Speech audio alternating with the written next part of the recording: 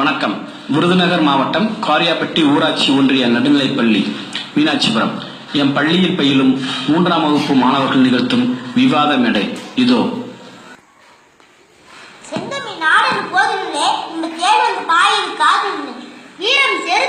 தமிழ்நாடு கல்வியில் சிறந்தது தமிழ்நாடு.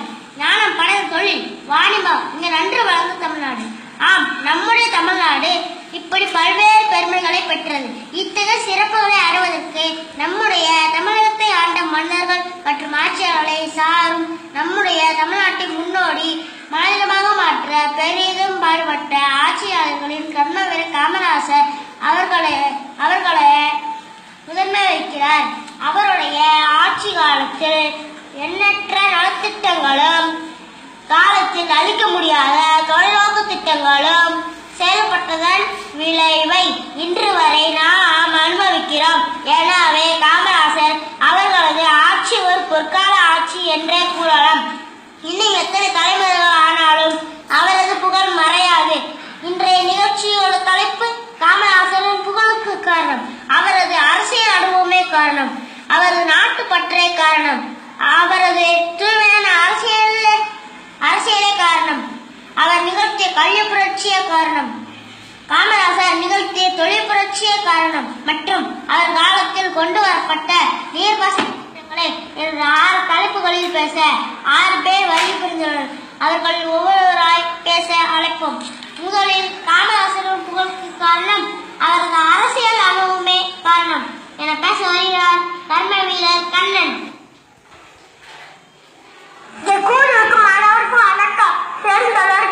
காமராஜர் வறுமையின் காரணமான பல சரக்கு கடையெடுத்து வேலை செய்தார். பின்பு பல்வேறு அரசியல் கூட்டங்களை ஒத்துழைக்கினார்.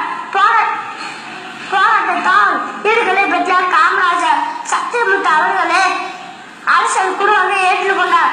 அவரது 18 வயதில் காங்கிரஸில் சேர்ந்தார். காங்கிரஸ் சற்பின் நடைபெற்ற பல்வேறு அரசியல் கூட்டங்களை ஒத்துழைக்கிறார். காங்கிரஸில் தலைவர் எம்எல்ஏ பதவிகளும் பெற்றார். 9 ஆண்டுகளும் முதலமைச்சராக சிறப்பாக பணியாற்றியுள்ளார். அரசியலில் அனைத்து தரப்பு மக்களையும் அழைத்து சென்றார் காமராஜர்.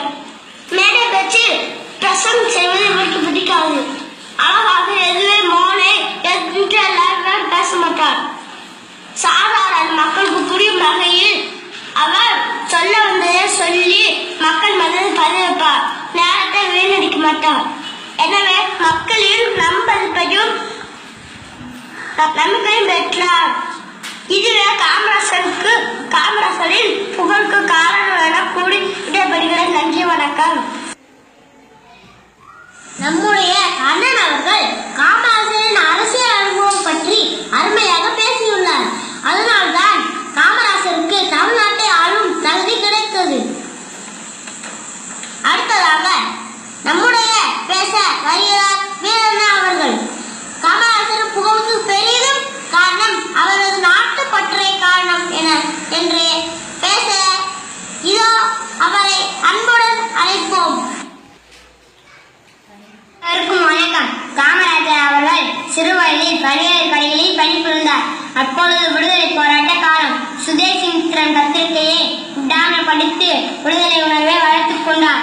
அவர் வாழ்ந்த விருதுநகரில் பல்வேறு போராட்டங்களை நடத்தி பலமுறை சிறை தண்டனை அனுபவித்தார்.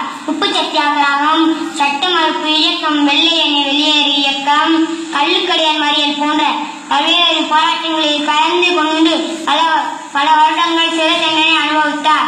திருமணம் செய்தால் தனது லட்சியம் தடைபடும் என்பதற்காகவும் நாட்டின் வளர்ச்சிக்கு பாடுபட தயாராக இருக்கும் என்று எண்ணி திருமணம் செய்தாலே நாட்டின் பற்றுடன் வாழ்ந்த காமராசரை அவரது புகழுக்கு காரணம் என கூறி விடைபெறுகிறேன். நன்றி, வணக்கம்.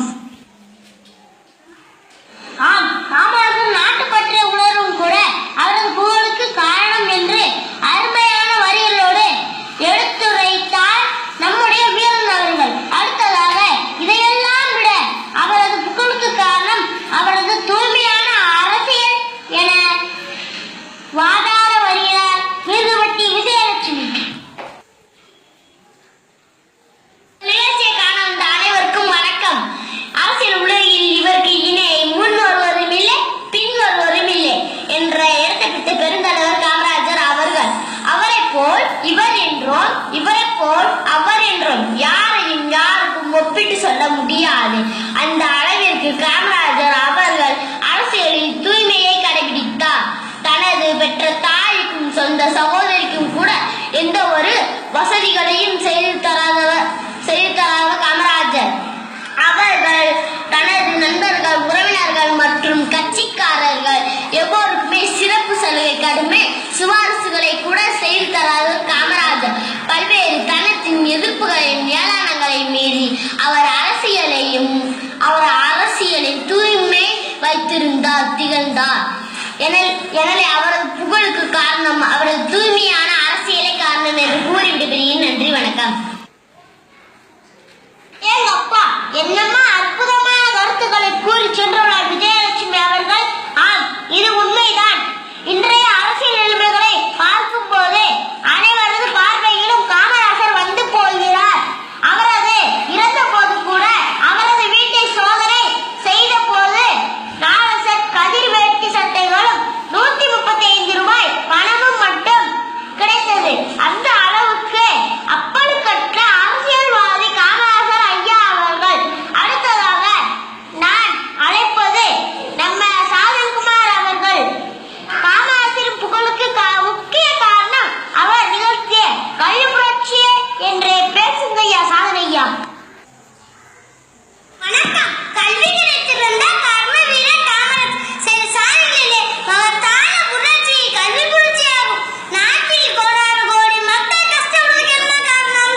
தொழில் சீரில்லாதவர். தொழில் பெறுவதற்கு படிப்பு முக்கியம். ஒவ்வொரு ஏழையும் தங்கள் பிள்ளைகளை படிக்க வைக்க வேண்டும் என்றால் எந்த சொத்தும் இல்லாதவருக்கு கல்வி ஒரு சொத்தாகும்.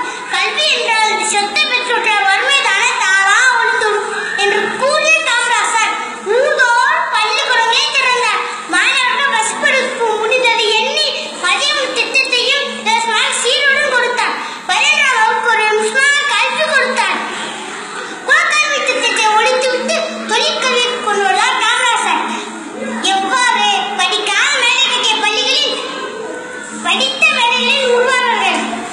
எனவே காமராஜரின் பெரும் புகழுக்கு காரணம் அவர் கொண்டு வந்த கல்வி புரட்சியே காரணம் என்று கூறி விடைபெறுகிறேன். நன்றி, வணக்கம். ஆகா, அற்புதமான பேச்சு, அருமையான கருத்துக்களை.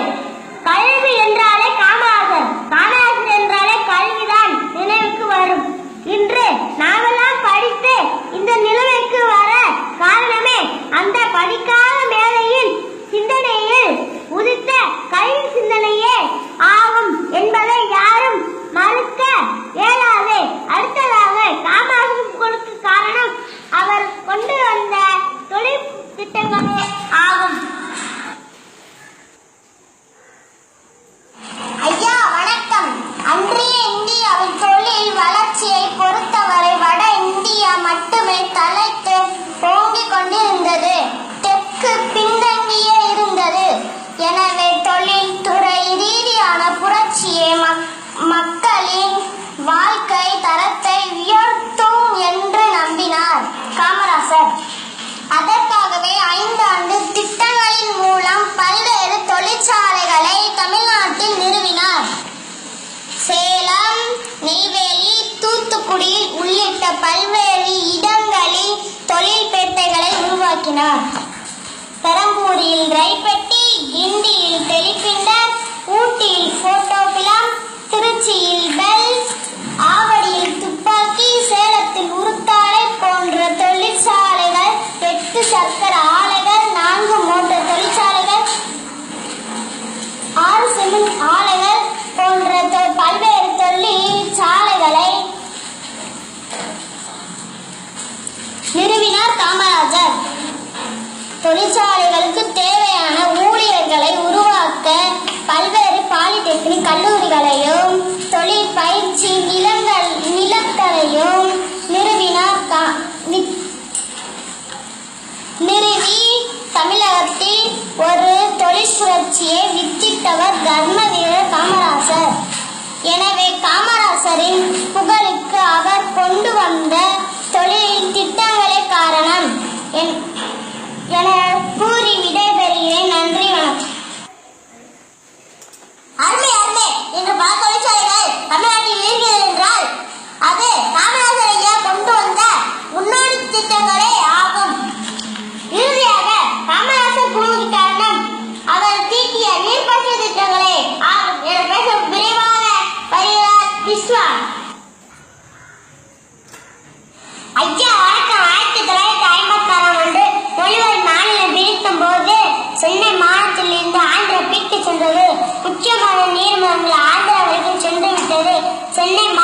நமக்கு கிடைத்த ஒரே நதி காவிரி மட்டுமே.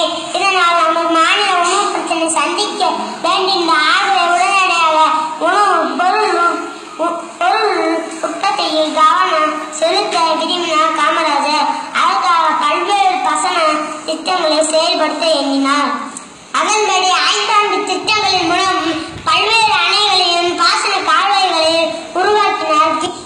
கீழ்ப்பாவணி திட்டம், மணிமுத்தாறு, மேட்டூர் கால்வாய், அழியாறு, அமராவதி, வைகை, சாத்தனூர், கிருஷ்ணகிரி, பரம்பிக்குளம் போன்ற நீர்த்தேக்க திட்டங்களை, உள்ளம்பாடி, புதிய கட்டளை, விடூர், கொடையாறு, நெய்யாறு போன்ற கால்வாய் திட்டங்களை நிறைவேற்றி விவசாயத்தை தனித்தோங்க செய்து உணவு பொருள் உற்பத்தியில் பெருக்கினார். எனவே காமராஜர் புகழுக்கு காரணம் அவர் கொண்டு வந்த நீர்ப்பாசன திட்ட